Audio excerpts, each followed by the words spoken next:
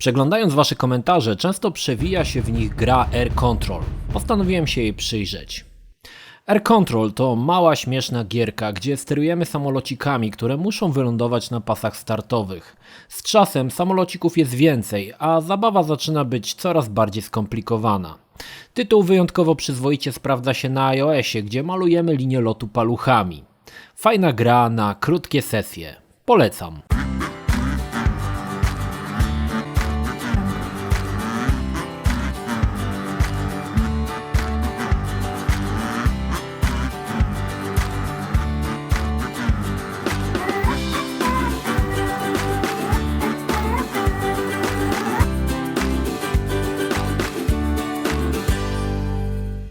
Dopiero później zauważyłem, że jest jeszcze jedna gra pod tym tytułem.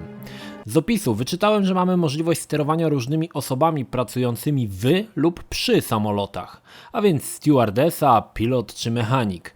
Duża doza realizmu pokazująca kulisy pracy personelu ma być zachętą do sięgnięcia po ten tytuł.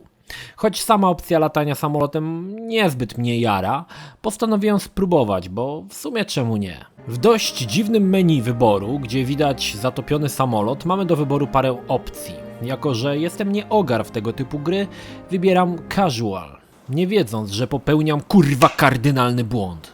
Intro to jakieś kurwa nieporozumienie. Oto trzech właścicieli linii lotniczych spotyka się przy ognisku. Jeden to jakiś gościu w garniaku, którego będę nazywał Ahmed, drugi to zombie, a trzeci to wiking. Siedzą kurwa jak niemoty i w sumie zadajesz sobie pytanie po chuj. Dlaczego zombie? Dlaczego wiking? No kurwa. Nie wiem, ale to chyba ten daleko posunięty realizm z notki informacyjnej. Akcja przenosi się do samolotu, po którym można połazić. Można wyjrzeć poza teksturę i zobaczyć, że w sumie to samolot nie leci, tylko stoi w miejscu, albo popatrzeć na dziwnych ludzi, którzy siedzą nieruchomo jak kloce. Początkowo nie bardzo wiedziałem, co mam robić. Jakieś menu na ekranie, chodzę jak pojebany w tą i z powrotem, no za chuja pana nie wiem co robić. Jakiś wielki wykrzyknik, ale on nic nie mówi. Może to gra, w której trzeba jako stewardesa...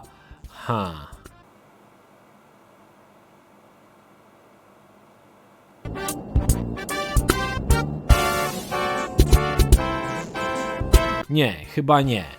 Popierdalając w tą i z powrotem odkrywam ważną informację. Na przedmioty nie najeżdżasz kursorem, który widać na środku ekranu, jak w każdej normalnej kurwa grze.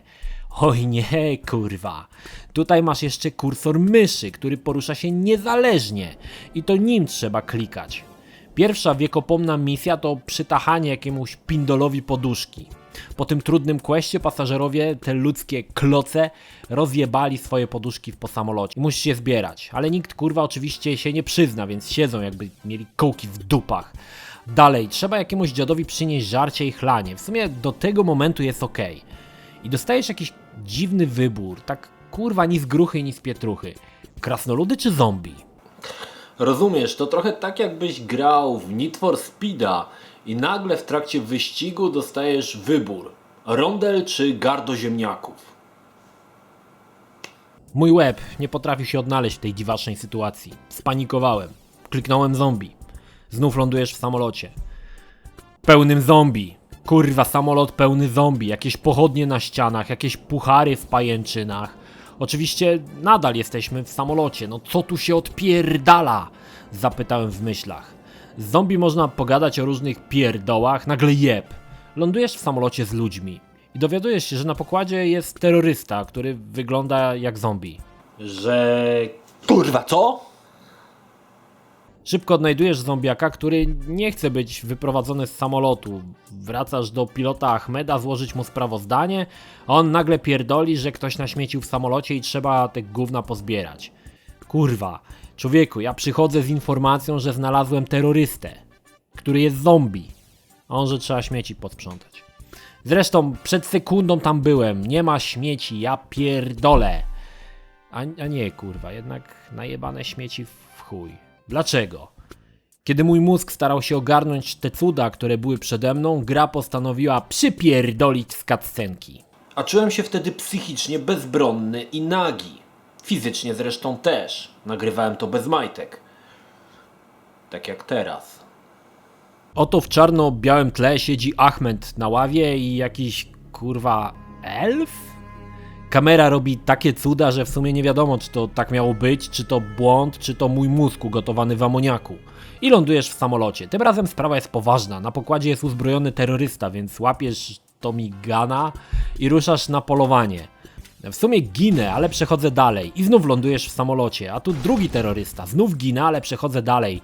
Trzeci terrorysta posiada moc lewitacji. Ginę, ale no właśnie, przechodzę dalej. Zastanawiałem się, dlaczego ciągle kurwa ginę. Odpowiedź okazała się wyjątkowo nieoczywista. Otóż terroryści po śmierci giną w eksplozji, którą można przyrównać do wybuchu i teraz wszyscy. Granatu ostatecznego rozpierdolu. Nagle znajduje się w najdłuższym samolocie świata. O ja pierdolę. Który zamierza pierdolnąć o glebę. Przenoszę się 5 godzin wstecz, a tam Ahmed jebany siedzi na fotelu w hełmie Centuriona, a na pokładzie terroryści. Boli mnie mózg. Nagle jebnięcie z flashbacka jak kopniak z półobrotu Chucka Norrisa i jestem na pustyni. Samolot wbity w glebę, tu po stoi drugi samolot, którym trzeba odlecieć z pustyni. Gra zmienia się w pseudosymulator, gdzie wypierdalam maszynę na plecy w drugiej sekundzie. Za drugim razem przypierdoliłem w górę i zjechałem z niej ruchem saneczkowym. Za trzecim razem poleciałem, ale aby tego doznać, tej radości z lotu, każdy powinien spróbować tego samemu. Samolotem rzuca na wszystkie strony, jakby miotał nim szatan. Dolatuję do jakiegoś miasta, koniec. O ja jebię. W co ja przed chwilą zagrałem? To była gra? Sens tyrania w tą grę można przyrównać do grzebania w wiadrze rzadkiego gówna w poszukiwaniu twardego balasa. No po chuj to robić. Jaki jest tego cel? Całe szczęście, że już koniec. O nie, kurwa, nie koniec. Teraz gramy jako mechanik. O Jezu. Więc jako mechanik pierwsza misja sprawdzić, czemu pali się asfalt przed silnikiem samolotu? Wybieram napraw i możemy przetestować, jak udało się to zrobić. Silnik się rozpierdala, a my lecimy na pełnej kurwie w ziemię. Szybko wyskakuję drzwiami bocznymi z samolotu, jebać pasażerów i gra wraca na lotnisko. Konsternacja. Co mam tu zrobić? Po jakimś czasie widzę, że steruję ciężarówką. I co z tego? Co mam zrobić? Wiecie, co trzeba zrobić? Wiecie? Przypierdolić ciężarówką w silnik.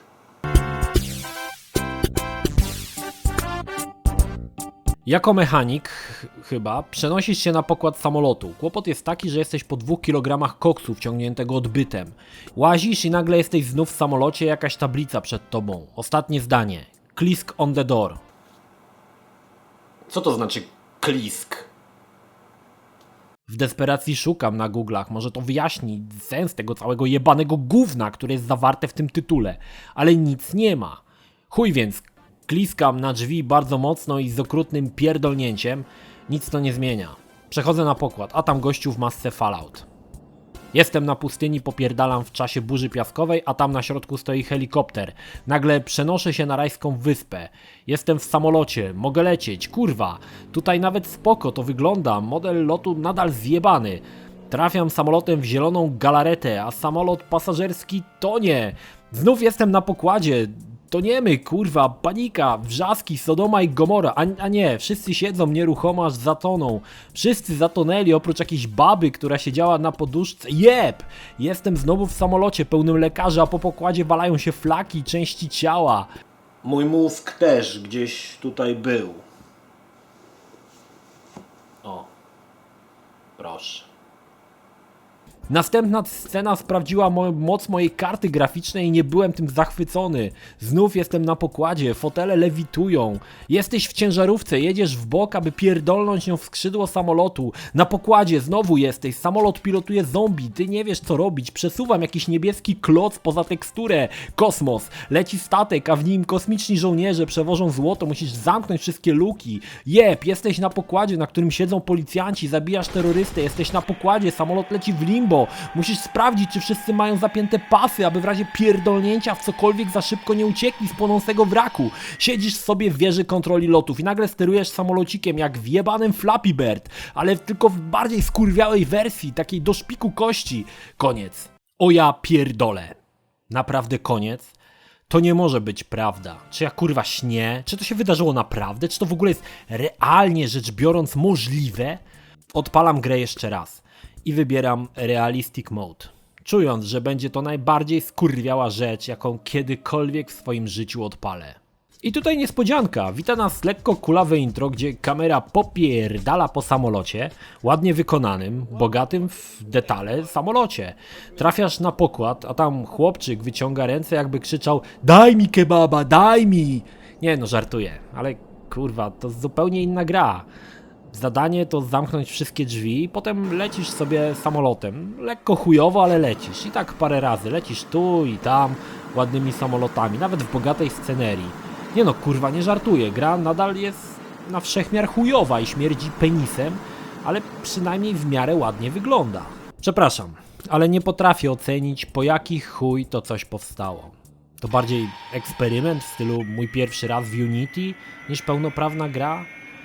Tą chujnię można było kupić za realne pieniądze. Przecież gościu, który to zrobił, niejaki Nasajor Ramil, powinien zapierdalać na galerze, kurwa na wstecznym, wokół Australii i ciągnąc za sobą barki wypełnione cegłami.